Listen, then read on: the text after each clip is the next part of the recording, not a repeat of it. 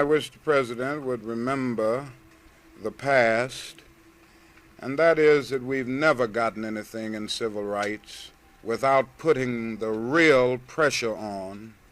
We had documents on all of these matters saying this should be done long before Birmingham. The Civil Rights Commission said that the things that we were fighting for in Birmingham should have been done, but nobody did anything about it until the Birmingham movement.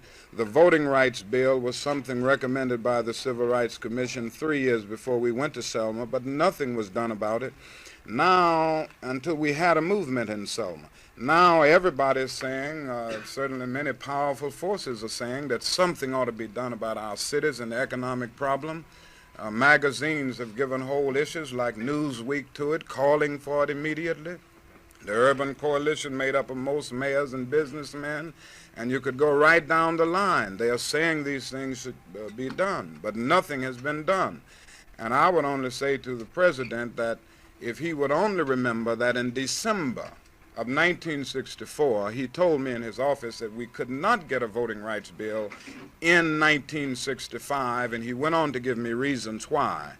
But that same president faced the fact that we went to Selma 2 weeks later and started a movement.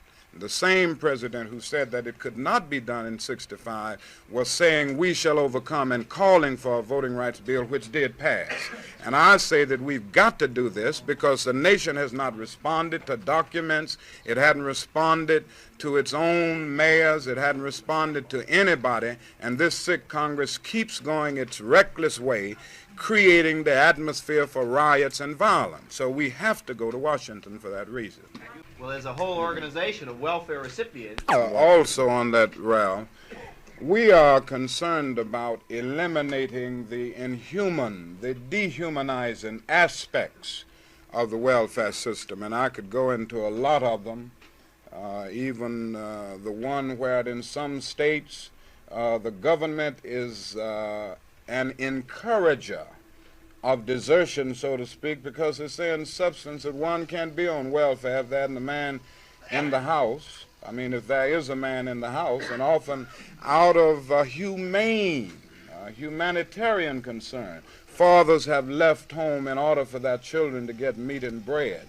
There are so many dehumanizing elements in the welfare system that we are concerned about removing. Ultimately, we are concerned about a guaranteed annual income.